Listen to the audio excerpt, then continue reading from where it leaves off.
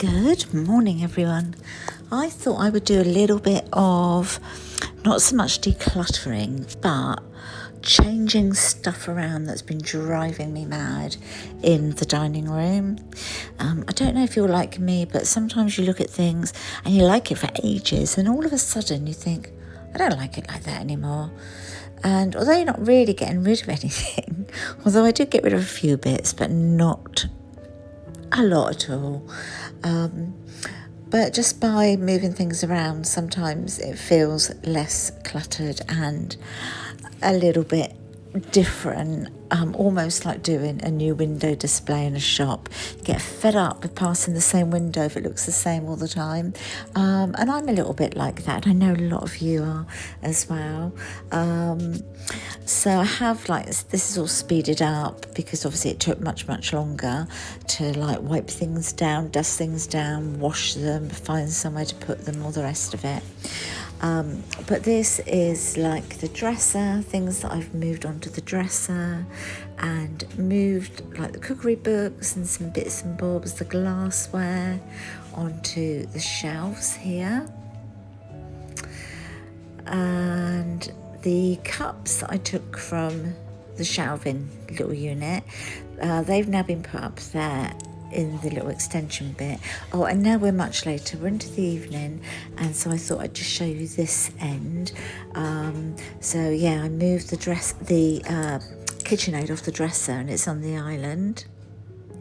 So now we're going into the next day, and I decided, we're having one of the daughters coming round. Hannah's coming round with the two grandchildren today for lunch. So there's going to be 6 of us. So I thought I would make a potato salad and a crustless quiche. So I'm getting all the eggs ready. As you can see, cracking the eggs. I did use about a dozen, I think. And I'm putting those into the Ninja mixer. Meanwhile, I have a sous chef, and Chris is very busily chopping red onion, tomatoes, red pepper, and some broccoli I had in the fridge that I wanted to use, and some ham. So that's all going to go into the quiche.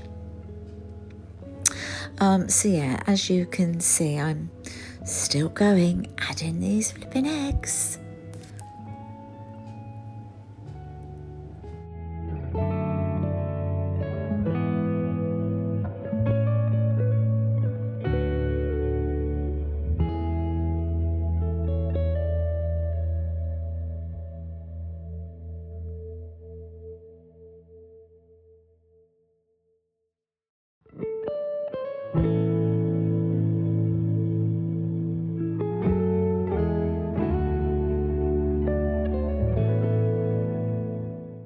Okay, so I thought someone was at the door because the dogs were going ballistic barking. It was just somebody walking by. Of course it was. So it took me a little bit longer to finish popping all the eggs in here. But next I'll be going in with some of the seasoning that I'm going to be using today.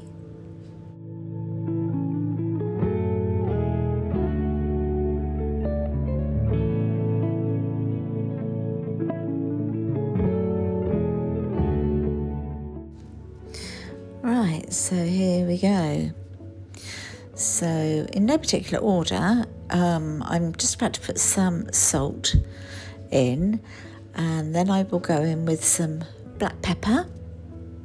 I think I've got, I do tell you in a minute anyway exactly what I've used, but I know I've used garlic powder, garlic granules, I've used Italian herb, sort of mixed herbs. I've used basil and coriander? No, chives, I think. Anyway, I'll confirm that with you a little bit later on. I'll show you exactly what I have used. But yeah, just no measurements, just chuck it all in. Always turns out really good, doesn't it? When you know, if you've chucked everything in and then you're disappointed, you don't really feel disappointed, because you've just chucked it in.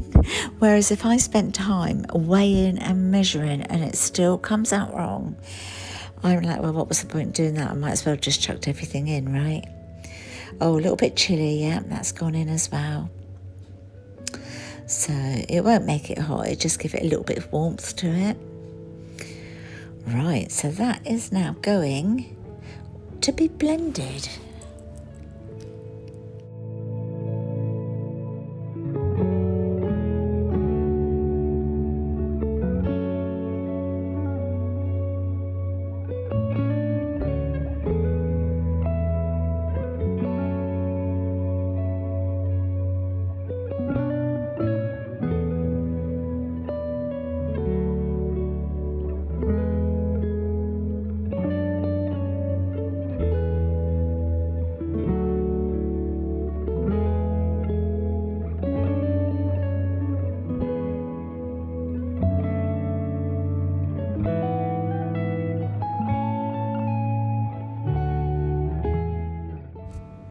Oh, meanwhile, I'm showing you the potatoes. So Chris has done those. He's cubed everything up.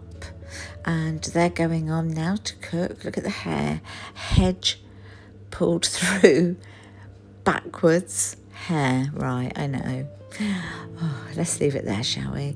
Anyway, I put a little bit of olive oil inside of this pan, which I generally use for sweet dishes, and traditionally I know it is used for a sweet dish. But you know what? I thought, let's be adventurous, let's not be boring, and let's try making it in this.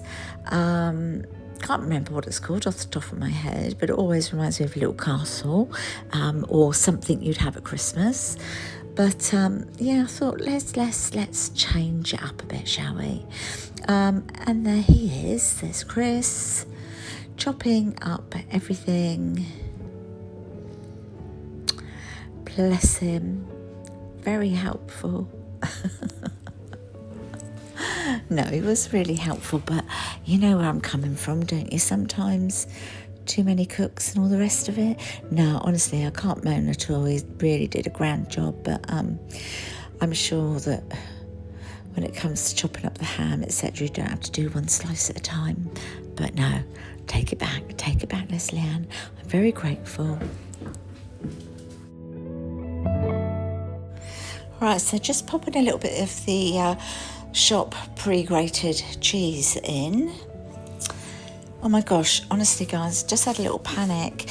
You know, I was sat editing Chris's, I don't know what he was doing, something or other, and then all of a sudden he comes out and look, it's 10 to 11, Elsie has to be at the groomers for 11, so that was like, I don't know, like 9 o'clock. We said, not 11 o'clock for the groomers, but just got on with stuff and it totally went out of our heads, but at least we'll be there on time because it's literally just a few minutes down the road anyway in the car. Anyway, back to the mixture there. So I've given all that stuff. As you could see, I just chucked that stirrer thing into the sink, flung it across. And now I'm pouring all the liquid into that baking tin, shaking out some of the cheese that kind of decided to stay at the bottom. So I've just loosened up some of that cheese that was at the bottom, and I just sort of tip that in a minute. Oh, you can hear the alarm on the oven. I need to go and check it. Oh my goodness, it's lovely. It has turned out beautifully. Mind you, I haven't turned it out, have I? But it definitely needed that extra 25 minutes because it was a thick one, wasn't it, being in that dish, you know? It looks amazing. It smells delightful. And of course, I will show it to you in a minute. Okay, so here I am filling it now with all the chopping that Chris has done. So just putting all of those lovely fresh ingredients in every now and then, give it a little stir. And then Chris, I think, is doing the ham, is he now? Anyways, finishing chopping. The ham is the last ingredient that he's decided to do. And he's like placing it all on the top. Bless him, so like strategically done. And I'm just going to go in and ruin the look because obviously I'm going to give it a stir. But he did a good job. He's a good sous chef. Right, so the last thing I need to do is to pop on the grated cheese. The salsa is now in the dish, waiting for the lemon juice. And I'm just draining the little potato cubes, ready to cool down so I can do the potato salad and then pop that in the fridge.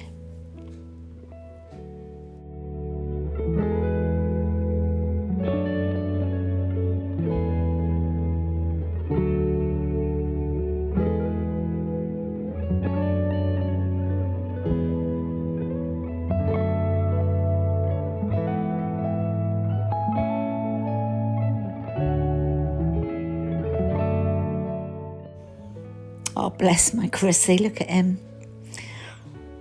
Oh, I love him. He really does help me, you know. And he enjoys it. He really does enjoy getting involved, and he likes it when we do like things like this together.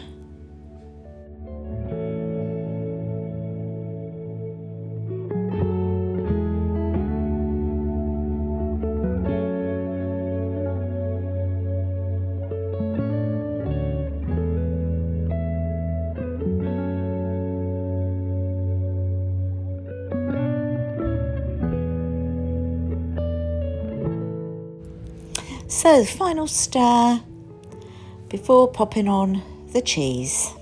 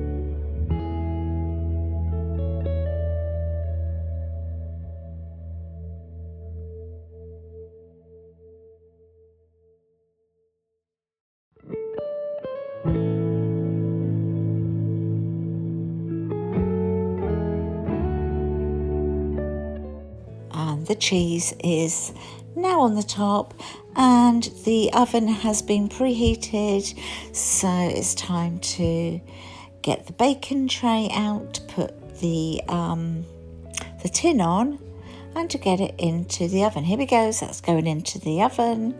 Sorry if I made you a little bit dizzy.com then. Crustless quiche in the oven. It's a big one, as you saw. I used a dozen eggs on this, but it is a big one because we've got Bella's daughters and grandchildren coming for lunch today, so we thought we'd do, excuse the oven, it does need a clean, but stay with that. It does need, it needs to be big, so we thought we'd do crustless quiche and some potato salad, so I need to do this make this up. Then in the quiche, I used garlic granules, basil,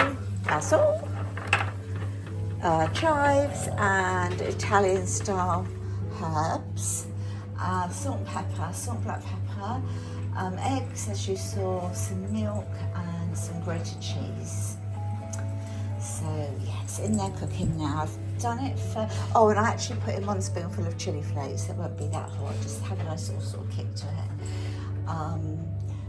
So yeah, I've put it in for 35. I will check it because as obviously it isn't a deep pan, so you know, need to keep my eye on that. And then you saw Chris cutting up all the onions, tomatoes, red pepper and a broccoli that we had. That's going in there. So this is left over, so I'm just going to make like a little salsa out of that. I've got a little fresh lemon, so I'm going to put some lemon juice into that later. Actually, I might do it now and then go in the fridge and sit in it and it's done. So yeah, that's probably lunch prepared, and it's only 9:55. Whoa, class. So here I am squeezing the lemon. I'm doing it this way so I'm catching any pips. My hands are clean. I have washed my hands, and I'm catching all the pips. But look at this up close, the amount of juice that came out of this lemon. It was just ready to use today. It was absolutely perfect. And a quick mix with that lemon juice.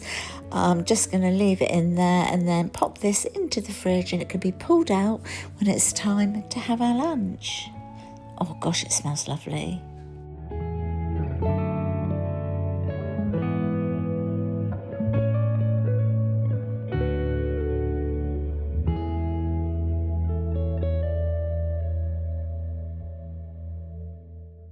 I felt so bad about the front of the cooker, mind you, inside's as bad. And I thought, oh, I'll just give it a quick wipe over, you know. And so, yeah, here I am, just wiping over the front a little bit, just to make myself feel better. I'm not really a dirty slob.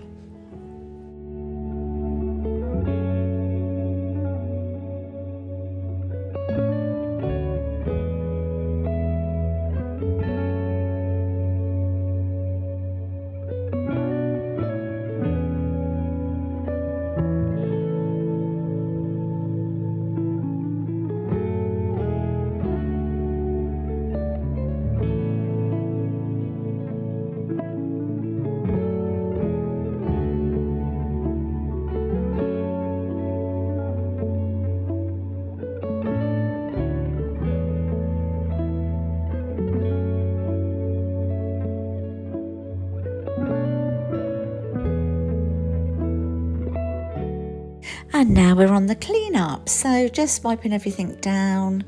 I'll show you what it's like when it comes out of the oven, and in a minute I'm just going to go and pop the hoover around. So yep, no peace for the wicked, is there?